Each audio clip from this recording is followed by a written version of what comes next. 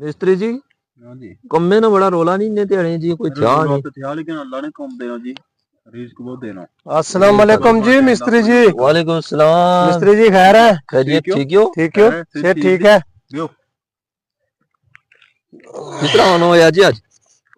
ਯਾਰੋ ਮਿਸਤਰੀ ਜੀ ਮੈਂ ਕੀ ਕੰਮ ਇੱਕ ਸਾਥ ਤੁਸੇ ਕੋਲ ਤਾਂ ਮੈਂ ਹਾਂ ਚਲੋ ਤੁਸੇ ਕੋਲ ਪੁੱਛੋ ਕਰੀ ਦੇਸੋ ओ जी क्या ना कर दसो ना हजूर जी बाओ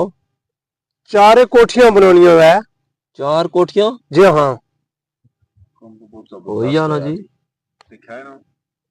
केरा से ना क्या होने चार कोठियां ਜੀ ਹਾਂ वो जगह कितनी है दे ਯਾਰੋ ਮੈਂ ਕੋਲ ਜਗ੍ਹਾ ਅੱਲਾ ਦਾ ਸ਼ੁਕਰ ਦਾ ਥੇ ਕੋਈ 10 ਗਜ਼ दसे का नहीं चार कोठियां हाँ मटेरियल लिखा मटेरियल मुकाओ मुकाओ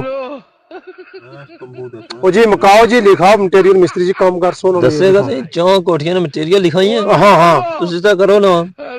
जाओ ना बाजार है तो कोई तमु पता करो ना वो लाए तो उसी रहने में हो वो मिस्त्री जी तुम हमारी गल नहीं समझे जी मैं आप ऐसा नीच लोनी कोठी तुम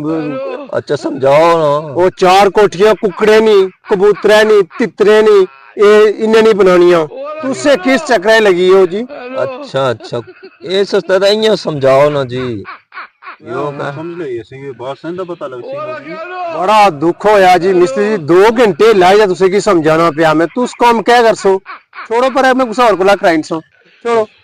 यो काम ना करवाओ तू उसका चंगा छोड़ो छोड़ो झूलो झूलो कोठियां तुसे नहीं समझे तो दूसरों की